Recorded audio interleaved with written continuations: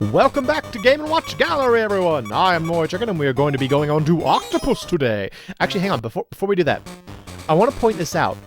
Look at that, like, old version of Princess Toadstool. Like, I think I mentioned it before in Fire. One of the coolest things about this game is that a lot of the characters look either like old versions of themselves or sort of like off-model versions of themselves.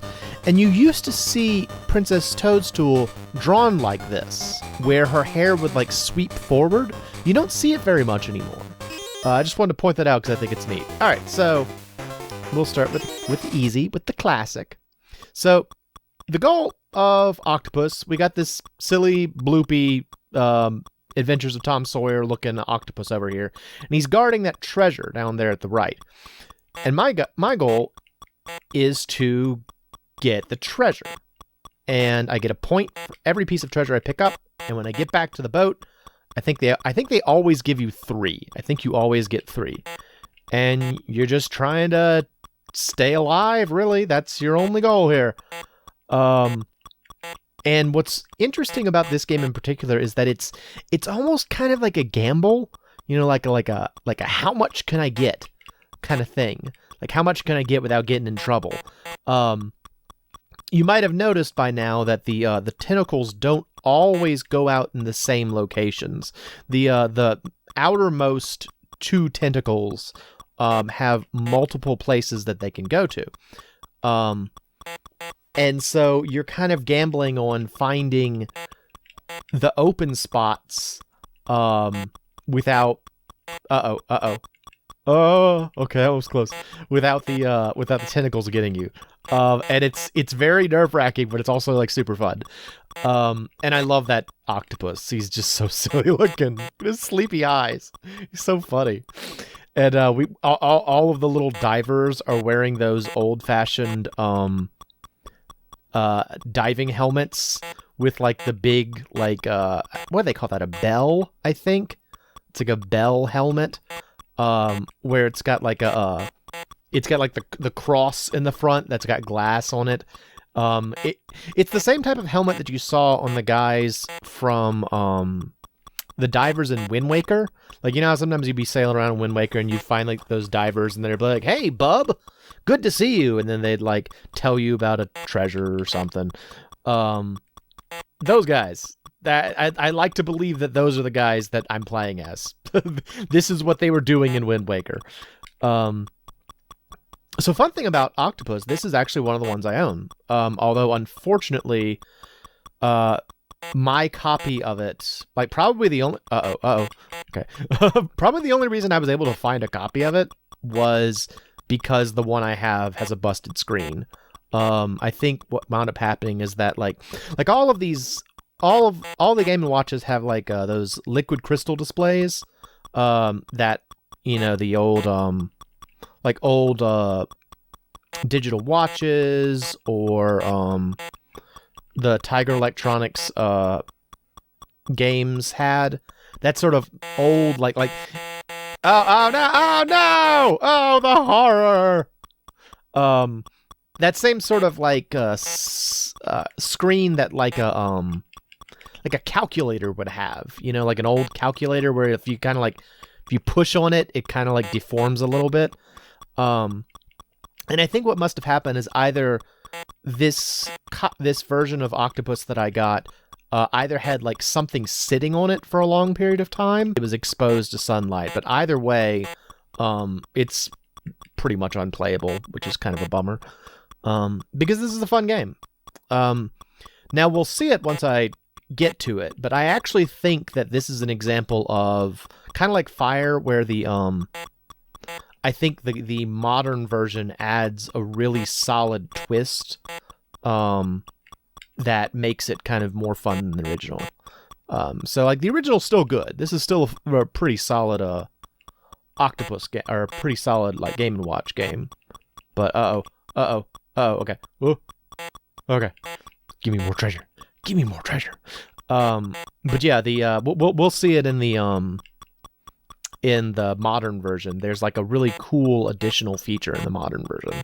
So, Also, notice how big that octopus is. Like, he's guarding, like, a sunken ship. Look at it. There's a huge freaking octopus, man. It's a big boy. Just hanging out all sleepy, just kind of like, I hope someone wanders over and I can wrap them up in my tentacles and then eat them? It's not really clear what happens. You just kind of get like you get very dismayed and you get wrapped up in the tentacles. You're like, oh no! Everything's bad!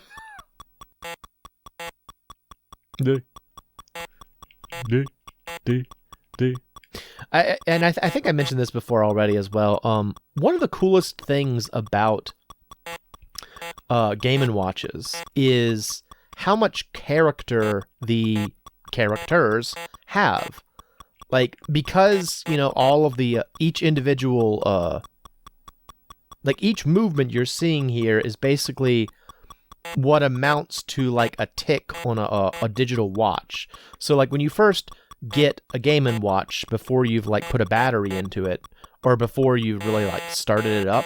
Oh, no! Oh, no! Ah! Before you've, like, started it up, what it'll look like is just every single potential... Oh, my friends are back. Oh, great. They escaped from their horrible whatever-ing. Good job, guys. Yeah, it'll just show, like, every single, I guess, frame. And what's kind of really cool is that, like, you can see how the movements of the character are very, like, exaggerated, and each spot has kind of, like, a different pose. And I think the reason that they did that is because Game & Watches were not backlit.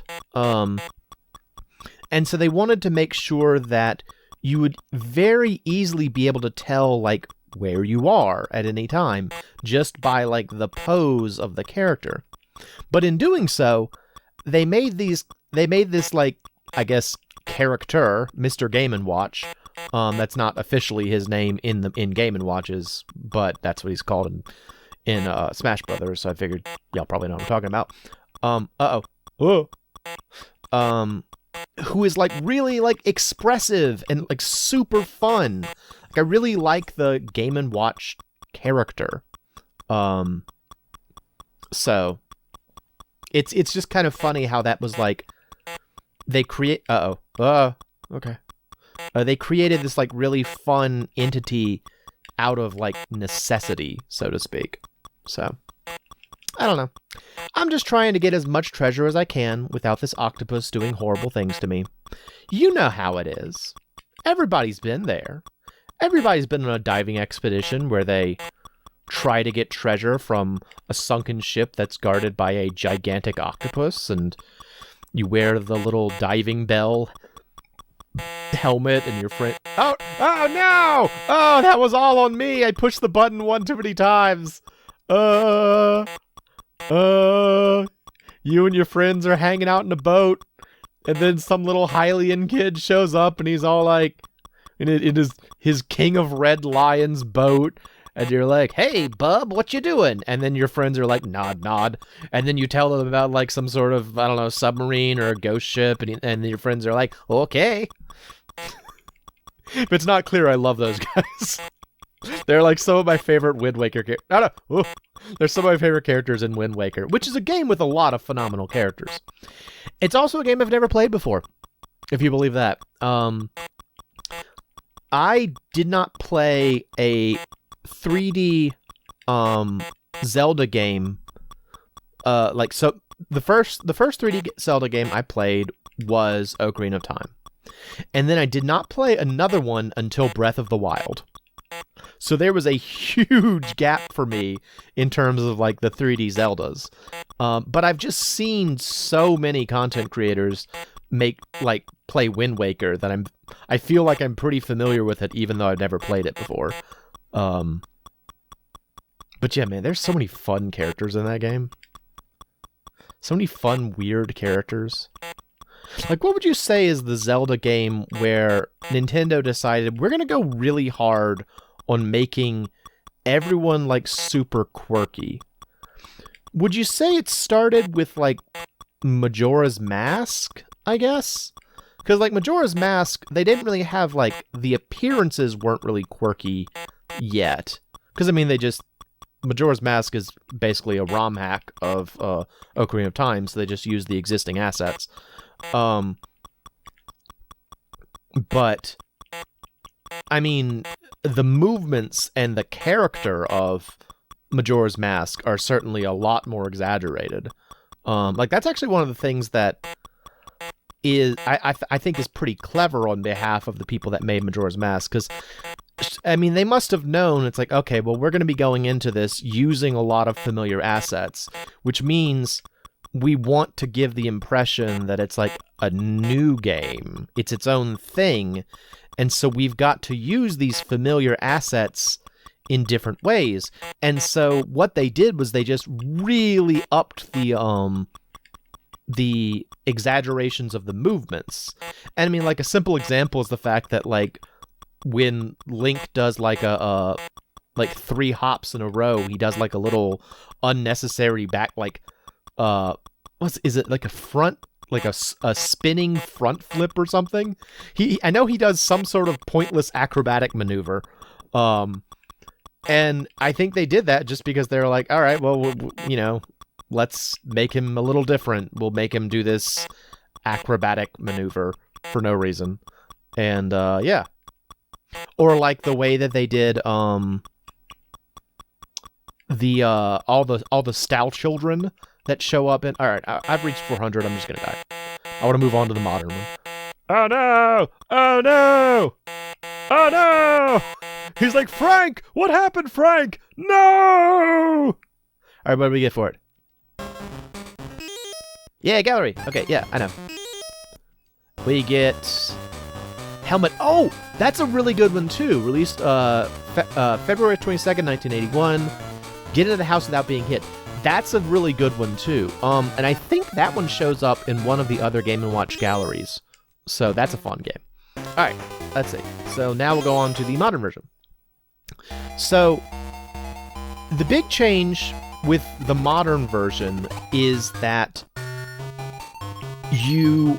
Mario here actually moves at a different speed depending on how much treasure he's carrying. And also, when you get back to the ship, it's not just a flat, like, you know, 3 extra points. You get something proportional to how much treasure you brought back.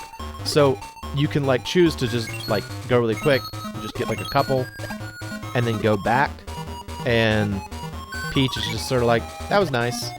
And she gives you, like, a peck on the cheek or whatever.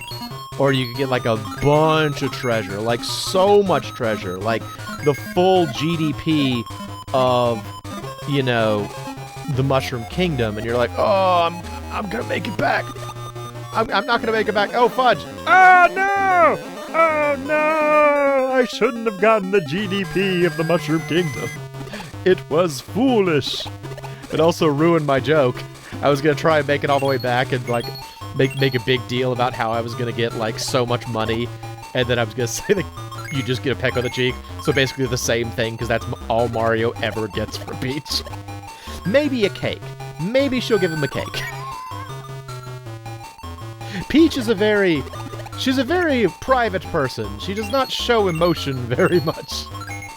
Or at least, she does not show romantic emotion very much. But yeah, I really like that additional feature of how, like, there's, like, a stronger risk and reward situation because, you know, you want to try and get a bunch of treasure, but, like, you move so much slower when you've got a lot of treasure.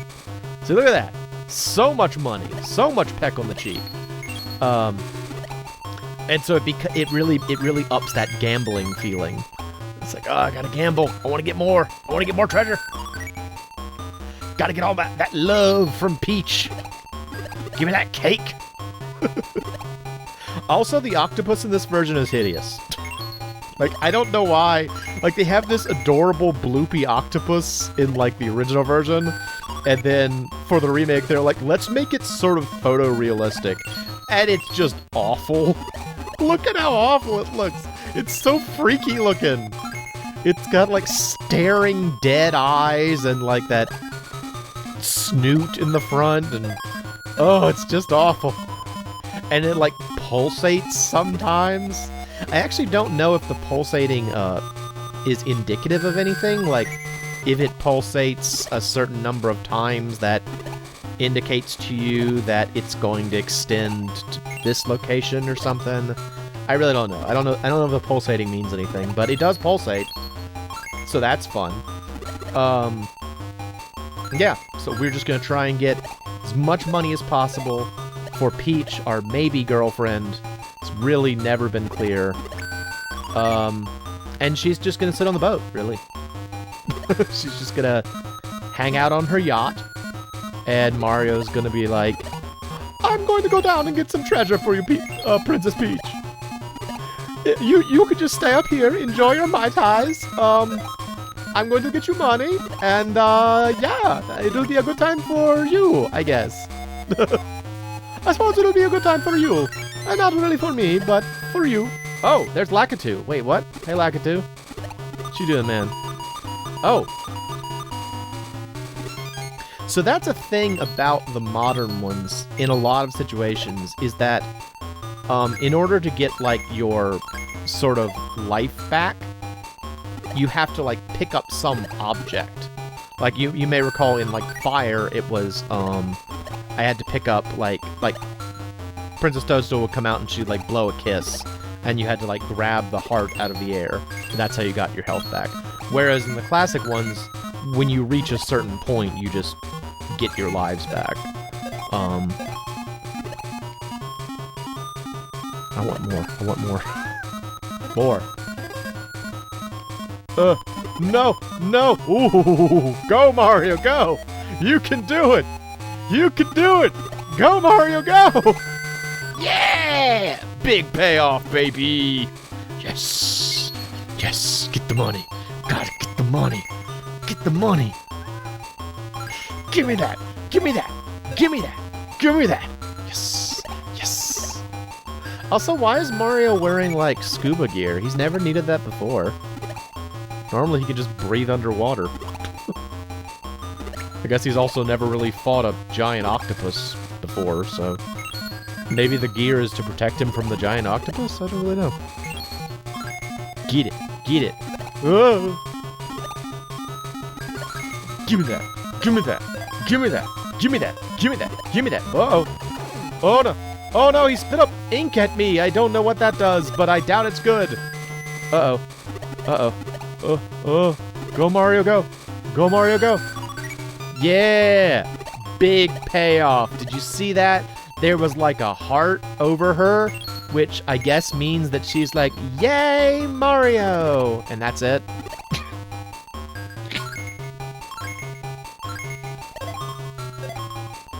I actually honestly do really like Mario and Princess Toadstool's relationship. I like it a lot more than Link and Zelda. You know, there are some people who, like, really strongly ship Link and Zelda, but I've never gotten that vibe from them. Like, to me, Link and Zelda always felt like a knight and his princess, you know?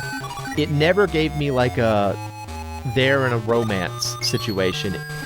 That may be just in part because of me. Like, I always kind of got a bad vibe from Zelda, if I'm being honest. She always just kind of seemed, I don't know, really stiff and, like, not interested, so to speak. I guess it depends on the game. But in some of the games, like in Ocarina, I never felt like she really wanted Link to be there. In, like, Twilight Princess, I never got the vibe that she was, like, happy to see you. In Wind Waker, I guess, minor spoilers, she was, like, so much more fun as Tetra. And then she became Zelda, and she's just like, oh no, my personality is gone. And it was just, like, a bummer. Like, as soon as she became Zelda, she became boring. Whatever. Alright, we'll reach 400, so I'll just get myself killed. Oh no! Oh no! The horror! Maybe if I stand here, I'll be safe. Oh, no! Ah! Peach is like, what's he doing down there? I want more money. Oh, no! She's like, well, we almost made it to 420. Guess I'll have to smoke all this myself. Mario drug jokes. So clever. What do we get this time? Oh, Vermin! This is a good one. This is actually one of the ones that I wanted to own. Released, let's see, July 10th, 1980. Hit them all so they pop up. So, you can see it says Silver Series. I think the way that works is that, well, first of all, the Silver Series, the actual, like, what do you call it? The hardware was, like, gray or silver. And then the Gold Series, it was, like, gold. I think the face was silver or gold. Like the face of the device. And I think in some cases they re-released some of the silver ones as gold.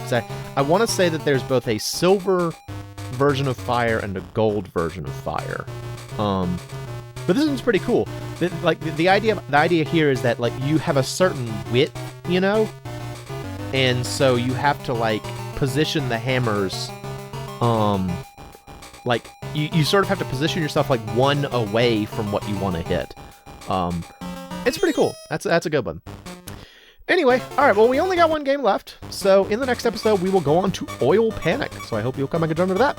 I am the MoeChicken, and this has been Game & Watch Gallery, and thanks for stopping by.